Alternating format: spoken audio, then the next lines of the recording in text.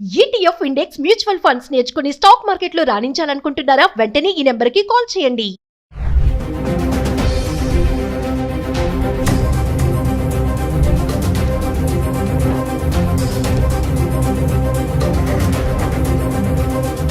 Hello viewers, welcome back to Suman TV. ప్రస్తుతం మనతో పాటు ఉన్నారు 20 ఇయర్స్ నుంచి అమెరికాలో ఉంటున్నటువంటి MNC ఎగ్జిక్యూటివ్ వీరభద్ర సార్ గారు. సార్తో మాట్లాడండి.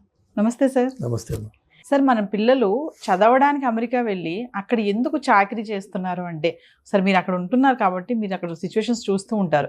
MS చేయాలని, అబ్రాడ్ ఎడ్యుకేషన్గా వెళ్ళాలని ఇక్కడ తాకట్టు పెట్టి EMIలు కట్టి ఏదో అమ్మేసి చేసి ఎట్లా పంపించేస్తున్నారు తల్లిదండ్రులు కూడా. అక్కడికి వెళ్ళిన మన పిల్లలు మరి ఎందుకు ఇలాంటి చిన్న చిన్న దాంట్లో ఇంక చాకరీ అనే అనుకోవాలా అంటారా? అంటే ఏం చెప్తారు సార్ ఒకసారి? నేను చెప్పేది మీ వ్యూవర్స్కి అంత నచ్చకపోవచ్చు, బట్ ఇది ఒక క్రూడ్ అనాలిసిస్. ఇది అందరికీ వర్తిస్తుందంటే మేబీ నాట్. బాగా ఆస్తిపరులు స్థితిమంతులకి ఇది వర్తించకపోవచ్చు, బట్ వాళ్ళు కూడా ఈ విషయాన్ని అక్కడ అబ్జర్వ్ చేస్తుంటారు. ఏంటి అంటే, చాలా మటుకు మన పిల్లలు అమెరికాకి ఐవీ లీగ్ లాంటి టాప్ లెవెల్ స్కూల్స్కి అప్లై చేసి వచ్చేటటువంటి జీనియసెస్ తక్కువ ఉన్నారు. కొంతమంది లేరని కాదు, అలా డైరెక్ట్ అందులో అడ్మిషన్స్ సంపాదించి వచ్చిన వాళ్ళు ఉన్నారు. వాళ్ళు దానికి తగ్గ ఫైనాన్షియల్ ప్రిపరేషన్ తోటి రావాలి. అవి బాగా ఎక్స్పెన్సివ్. అవి $80,000 $80,000 పర్ ఇయర్ ఆర్ $100,000 వేసుకోండి పర్ ఇయర్ మినిమం ఎక్స్పెండిచర్ ఉంటుంది. 2 ఏళ్ళు మీకు మాస్టర్స్ చేస్తే $200,000. దానికి స్తోమత ఉంటే, మీకు చదువు ఉంది, తెలివి ఉంది, ఆ కాలేజ్లో మీకు అడ్మిషన్ వచ్చింది, మీకు స్తోమత ఉంది, రండి. వాళ్ళు వస్తారు, చదువుకుంటారు, they get place really well. తర్వాత మంచి ఉద్యోగాలు వస్తాయి వాళ్ళకి, and they really enjoy high class life. ఇక నెక్స్ట్ లెవెల్లో majority of our Indian students, ఇది జరగడానికి చాకరీలు జరగడానికి కారణం ఏంటంటే, majority of our Indian students, మనము we are predominantly uh lower middle class society, Indian society. కొంత మిడిల్ క్లాస్ ఉండొచ్చు, కానీ అప్పర్ మిడిల్ క్లాస్ చాలా తక్కువ. మనంతా మిడిల్ నుంచి లోవరే. పేచెక్ టు పేచెక్ లైఫ్, ఇవన్నీ EMIs బేస్డ్ లైఫ్. ఈ పిల్లలు ఇక్కడ అండర్ గ్రాడ్యుయేషన్ చేస్తారు, BE BTech చేస్తారు. చేసి నాన్న నేను అమెరికాకి వెళ్ళాలి అంటే, మా నాన్న దగ్గర ₹1,00,00,000 లేవు నిన్ను అమెరికాకి పంపించడానికి. అందుకని వీళ్ళు ఏం చేస్తారంటే, వాళ్ళ సీనియర్స్ తోటి మాట్లాడతారు. నువ్వు వెళ్ళావు కదా, నీకెంత ఖర్చు అవుతుంది. వాడు వీడికి మంచి రోజీ పిక్చర్ ఒకటి ఇస్తాడు. ఏంటి అంటే, ఏం లేదురా, నువ్వు ఫస్ట్ సెమిస్టర్ పైసలు కట్టేసుకుని రా, చేతిలో ఇంకొక $1,000-2,000 నువ్వు ఖర్చుకు తెచ్చుకో. నువ్వు ఇక్కడ రాగానే మనం ఏదైనా పార్ట్ టైం సంపాదిద్దాం, దాంతో నువ్వు ఇక్కడ ఫీజు కట్టుకుని నువ్వు ఇక్కడ కంటిన్యూ అవ్వచ్చు. కాబట్టి మీ పేరెంట్స్ని ఒక ఫస్ట్ సెమిస్టర్కి ఫీ మాత్రమే. ఇన్ఫ్యాక్ట్ యూనివర్సిటీలు కూడా ఇన్సిస్ట్ చేస్తాయి, మీరు ఫస్ట్ ఫీ రూపీస్లో మీరు కట్టాలి అని. అంటే రిమోట్గా ఇండియా నుంచే మీరు ఆ ఫీ కట్టాలి. సో ఇక్కడ అమ్మ నాన్నల మీద ప్రెషర్ వేసి అది 10 లక్షల, 15 లక్షల, 8 లక్షల మొత్తానికి వాళ్ళ దగ్గర తీసుకుని ఆ ఫీజు కడతారు. వెళ్ళేటప్పుడు $2,000-3,000 ఖర్చు కోసం, ఇనిషియల్గా ల్యాండ్ అవ్వగానే అవసరాలు ఉంటాయి కదా, అది తీసుకుని వెళ్తారు. ఇది వెళ్ళిన వెంటనే ఈ లోపే ఇక్కడి నుంచి వాళ్ళ సీనియర్స్తో మాట్లాడుకుని ఉంటారు కదా, అన్నా నేను వస్తున్నా, నాకు ఇది కావాలి అంటే వాడైతే చెప్తాడు. అలానే వీళ్ళు వెళ్ళంగానే వీళ్ళ ప్రైమరీ ఫోకస్ ఏంటంటే, ఆ యూనివర్సిటీకి వెళ్ళి అక్కడ చదువుకోవాలా, క్లాసెస్ ఎక్కడున్నాయి, రూమ్స్ ఎక్కడున్నాయి, లైబ్రరీ ఎక్కడ ఉంది, ప్రొఫెసర్స్ ఎవరు, TS ఎవరు, ఇది ఫోకస్ కాదు. వీళ్ళ ఫస్ట్ ఫోకస్ ఏంటంటే, ఇమ్మీడియట్గా నేను ఒక part time job, it's not a job, so part time work నేను సంపాదించాలి. ఎందుకంటే నెల తిరగకుండా నాకు ఖర్చులు మొదలైపోతాయి. నాన్నకేమో నేను 10 లక్షలు ఫస్ట్ సీడ్ క్యాపిటల్ ఇవ్వు చాలు, తర్వాత ఏం అక్కర్లేదని చెప్పొచ్చాను. కాబట్టి ప్రైమరీ మోటివేషన్ డబ్బు సంపాదించడం మీద పడుతుంది. ఆ డబ్బు సంపాదించడానికి వీళ్ళకి ఉద్యోగాలు రావు అక్కడ. They are not eligible to receive a payment by cheque from anybody. That is unemployment అనే జాబ్. వాళ్ళకి ఇచ్చేది ఏంటి, ఆడ్ జాబ్స్ దొరుకుతాయి. That too through their friends. Gas స్టేషన్లో వర్క్ చేయడమా, దానికి గ్యాస్ స్టేషన్కి కన్వీనియన్స్ స్టోర్ అటాచ్డ్ ఉంటుందన్నమాట. సో ఆ కన్వీనియన్స్ స్టోర్లో వీళ్ళు క్లర్క్గా కూర్చోవడమా, లేకపోతే రెస్టారెంట్లో సర్వర్స్గా వర్క్ చేయడమా, అలా ఆడ్ జాబ్స్ ఏవో ఉంటాయి ఆపర్చునిటీస్, అవి వీళ్ళు చేయడం మొదలు పెడతారు. ఆయాలుగా కూడా చేస్తారంట కదా సార్. బేబీ సిట్టింగ్ చేస్తారు మన అమ్మాయిలు, కొంతమంది బేబీ సిట్టింగ్ చేస్తారు. అలా రకరకాలుగా ఉన్నాయి పనులు. వాళ్ళందరికీ on an average about $7.50 or $8 or మంచి ఎంప్లాయర్ అయితే $10 వరకు ఇస్తారు. నా ఫ్రెండ్ ఒక అతను ఉన్నాడు, $10 ఇస్తాడు అతను. సో ఈ మెజారిటీ ఆఫ్ ఈ వర్క్, ఈ ఆయా వర్క్ అంటే అఫ్కోర్స్ పిల్లలతోటి ఆ ఓపిక నీ దగ్గర ఉండి నువ్వు వాడిని కొట్టకుండా, ఆ కొట్టింది సీసీ కెమెరాలో పడకుండా నువ్వు ఉంటేనేమో సరే. లేదు ఈ వాళ్ళు మాత్రం పిల్లలతో ఉంటారు కాబట్టి ఆ ఓపిక ఉంటుంది అమ్మాయిలకి అని చెప్పి ఎక్స్పెక్టేషన్ కాబట్టి అది అవ్వచ్చు. మరి ఇటు రెస్టారెంట్స్ కానీ గ్యాస్ స్టేషన్స్లో కానీ వర్క్ చేసిన పిల్లలు కూర్చోడానికి కుర్చీలు ఉండవు అక్కడ. నువ్వు 7 hours 6 hours 8 hours నిలబడి ఉండాలి. వయసు వాళ్ళ వైపు ఉన్న యంగర్ జనరేషన్ అయినా 8 గంటలు ఒక వ్యక్తి నిలబడి ఉన్నాడంటే ఆ తర్వాత వాడు ఎందుకు పనికిరాడు. కాళ్ళు నొప్పులు ఉంటాయి భయంకరంగా. సో వీళ్ళు వర్క్ చేసిన తర్వాత ఇంటికి వెళ్ళి ఏం చేయగలరు? ఏమీ ఉండదు. స్నానం చేసే ఓపిక కూడా ఉండదు, ఒక్కొక్కసారి అన్నం తినే ఇంట్రెస్ట్ కూడా ఉండదు. మహా అయితే 2 బీర్లు తాగి పడుకుంటారు. సో మీరు వచ్చిందేమో అక్కడ స్టూడెంట్గా, మీరు చేస్తున్నదేమో ఈ art job. Me art job becomes your primary focus, your student takes back seat. ఏదో వీక్లీ అసైన్మెంట్స్ ఏదైనా పెడితే అందులో ఇవాళ రేపు ఈ కోవిడ్ టైం తర్వాత కొన్ని కాలేజెస్ ఏం చేసేసాయంటే, మీకున్న 5 సబ్జెక్ట్స్లోంచి ఒక సబ్జెక్ట్కి మాత్రము వారంలో ఒక్కసారి కాలేజీకి రావాలి, మిగిలినవన్నీ మీరు రిమోట్గా ఆన్లైన్లో చూసుకోవచ్చు అని చెప్పి కొన్ని ఉన్నాయి ఫెసిలిటీస్. దాన్ని మనం పరిపూర్ణంగా అడ్వాంటేజ్ తీసుకుని ఆ ఒక్కదానికి మాత్రమే వెళ్ళి రావడము, మిగిలినంతా రిమోట్గా చూసుకోవడము, మన ఓన్ టైంలో ఆ క్లాసెస్ వాచ్ చేసుకోవచ్చు. కాబట్టి వాటికి రిలేటెడ్ ఎక్సర్సైజెస్ ఏవైతే ఉన్నాయో సబ్మిట్ చేసుకోవడము, ఇంకొక కాగితం ఎంఎస్ సంపాదించుకుంటాం. కానీ ఎంఎస్లో నువ్వు నేర్చుకున్నది ఏముండదు అక్కడ.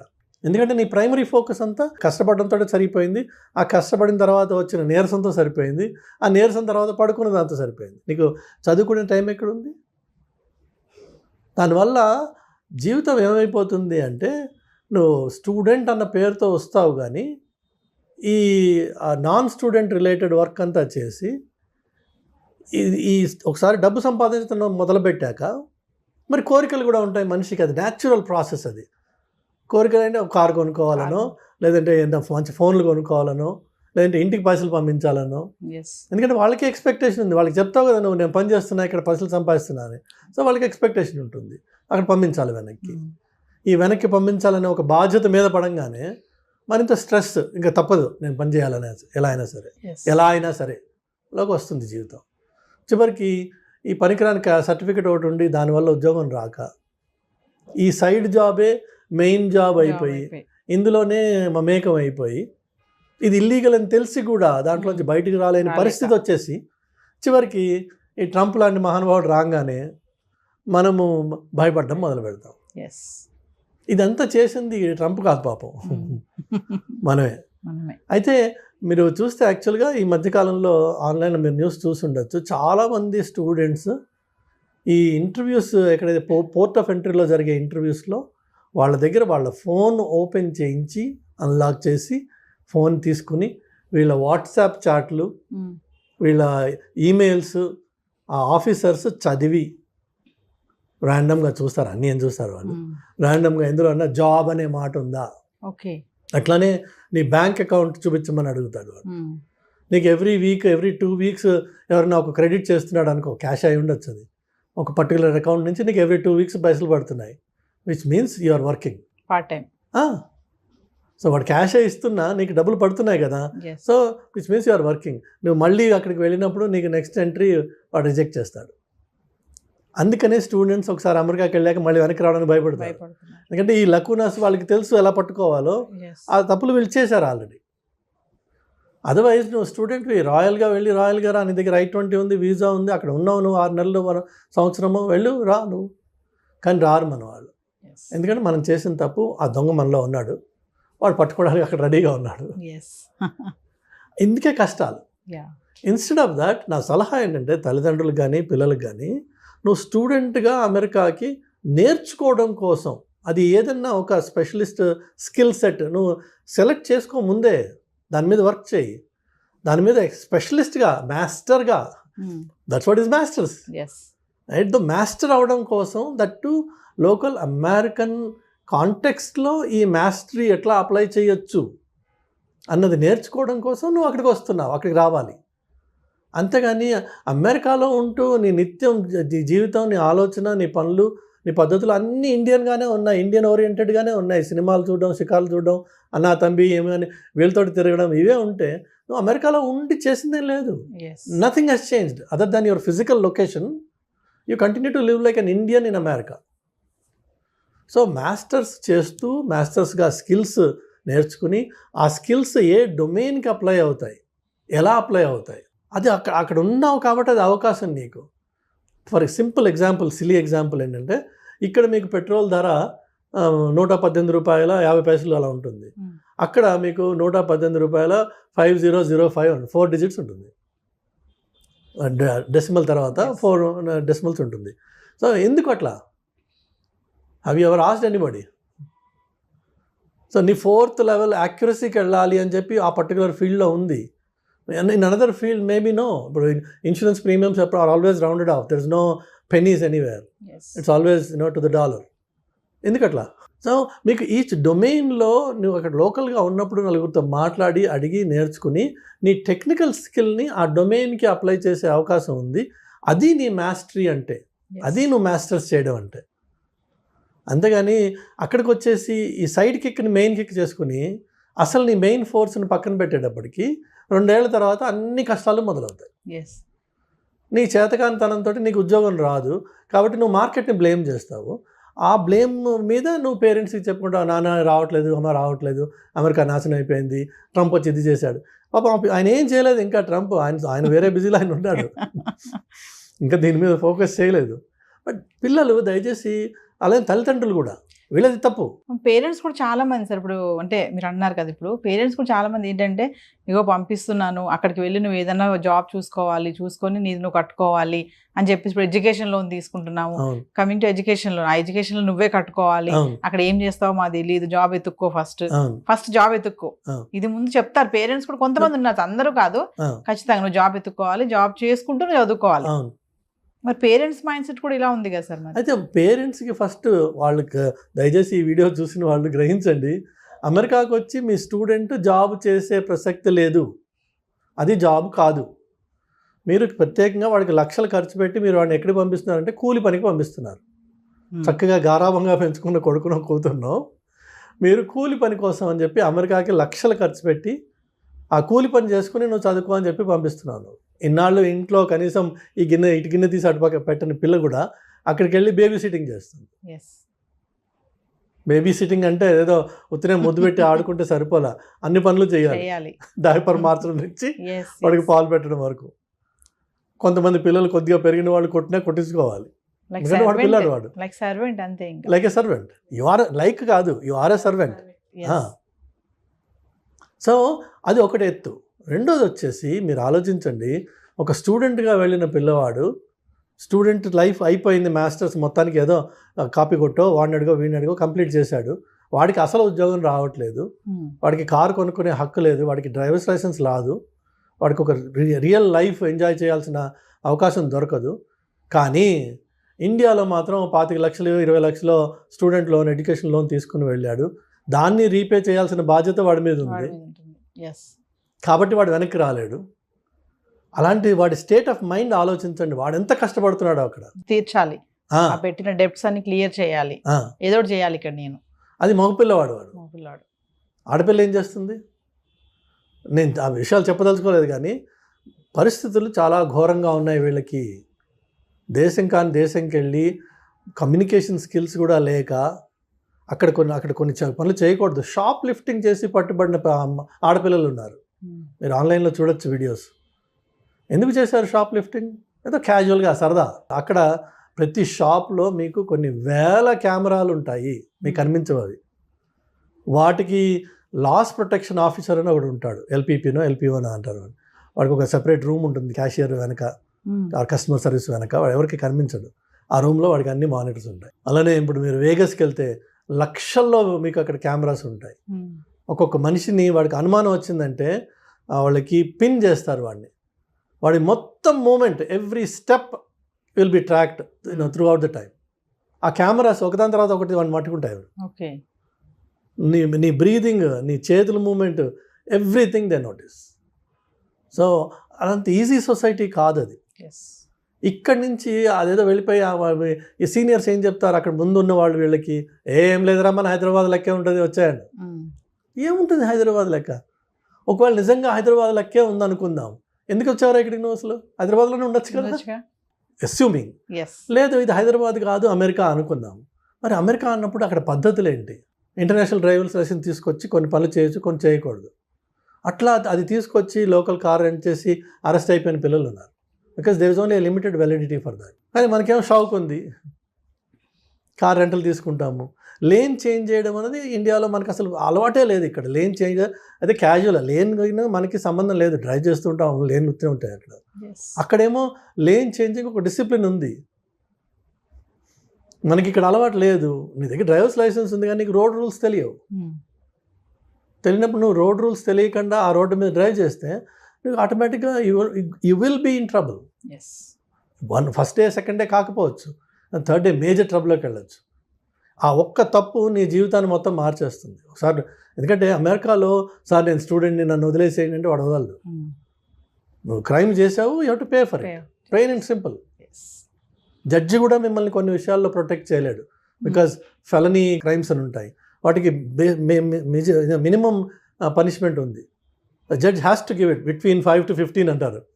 So judge has to give minimum 5 కంటే తక్కువ ఇవ్వలేడు ఆయన, 15 కంటే ఎక్కువ ఇవ్వలేడు. బట్ లా అలా డిక్టేట్ చేసింది కాబట్టి judge also is bound by that. మనకి ఇక్కడ ఏదో మేనేజ్ చేద్దామన్నా, వాడికి ఫోన్ చేద్దామా, వీడికి ఫోన్ చేద్దామా, నీకు ఈ లైఫ్ నుంచి వచ్చి నువ్వు ఆ లైఫ్లో అది నేర్చుకోకుండా అక్కడ తప్పు చేసావు అనుకో, మైనర్ అమ్మాయిల్ని if you try to reach them through any means can put you behind bars for good.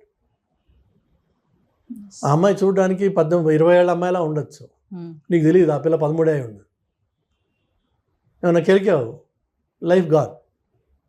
American జైల్లో 50% పైన వాళ్ళే ఉంటారు. 50% పైన అమెరికన్ జైల్లో ఇట్లా అది వాళ్ళ కన్సెంట్ ఏజ్.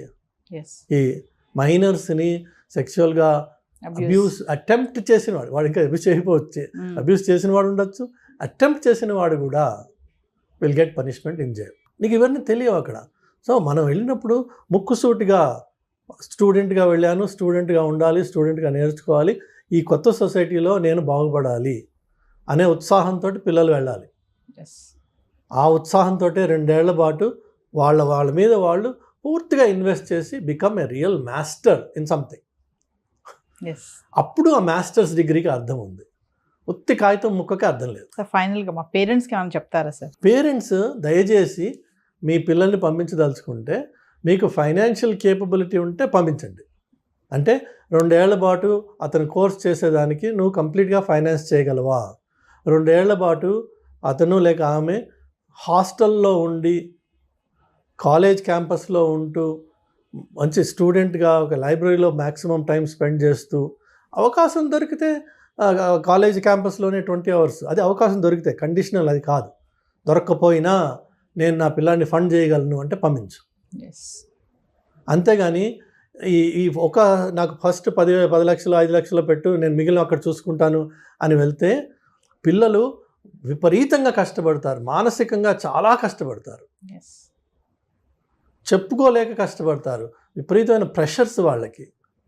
అనవసరంగా మనం తీసుకెళ్ళి వాళ్ళని ఒక నరకంలో తోసిన వాళ్ళం అవుతున్నాం. ఈ సిచ్యువేషన్ ఇంకా చెడుతుందే తప్ప అది ట్రంప్కి మీరు ఆపాదించవచ్చు. అన్ఫార్చునేట్గా పాపం ఆయన చేసింది ఏం లేదు ఇందులో. పాపం వల్ల వచ్చింది ఏంటంటే మన అప్రోచ్లో వచ్చిన పాపం ఇది. దానివల్ల ఈ సిచ్యువేషన్ ఇంకా చెడుతుంది. ఇప్పుడు ఒక ఊర్లో ఎన్ని రెస్టారెంట్స్ ఉంటాయమ్మా, ఎన్ని లక్షల మందికి వాళ్ళు ఉద్యోగాలు ఇవ్వగలరు? నీ ఫస్ట్ ఇయర్ స్టూడెంట్ ఉన్నాడు కదా అక్కడ, ఆల్రెడీ అక్కడ వర్క్ చేసిన వాడు, ఇప్పుడు కొత్తగా స్టూడెంట్ వచ్చాడు, అదే రెస్టారెంట్లో వాడికి ఏమి ఇస్తాడు? రెస్టారెంట్స్ అయితే పెరిగిపోవట్లేదుగా నీ స్టూడెంట్స్ లాగా, కానీ ప్రతి సంవత్సరం 10,000 మంది దిగుతున్నారు ఒక టౌన్లో. ఎంతమందికి వస్తాయి ఉద్యోగాలు? సో ఇందులో కొంతమందికి వస్తాయి, కొంతమంది రావు. రానివాడు ఏం చేయాలి మరి? ఇప్పుడు హీనంగా బతుకుతున్నారు మన పిల్లలు. దానికి తల్లిదండ్రులు సహకరించి వాళ్ళని పంపిస్తున్నారు అక్కడికి. దయచేసి పంపించకండి. మీ దగ్గర ఆర్థిక స్తోమత ఉంది, మీ పిల్లవాడికి అంత తెలివి ఉంది, వాడు మంచి స్టూడెంట్, ఇక్కడ చదువుకున్నాడు, వాడికి ఫోకస్ ఉంది, అక్కడికి వెళ్తే మరింత బాగుపడతాడు, నేను దాన్ని ఫండ్ చేయగలను, నా దగ్గర డబ్బులు ఉన్నాయి, ఇల్లు అమ్మైనా సరే నేను వాడిని పంపిస్తా, ఇదే నా ధ్యేయం, వండర్ఫుల్, చెయ్యి. అంతేగాని బిడ్డ నేను 20 లక్షలు తీసుకొచ్చా, నేను ఈ 20 లక్షలే నీకు తీసుకెళ్ళు, నువ్వేం చేసుకుంటావు చేసుకో, అక్కడ తర్వాత నుంచి నీదే లైఫ్ అని పంపించొద్దు. పంపిస్తే వాళ్ళు చాలా చాలా చాలా చాలా కష్టపడతారు. నరకానికి మీరు డోర్ ఓపెన్ చేసిన వాళ్ళు అవుతున్నారు. చేయకండి ప్లీజ్.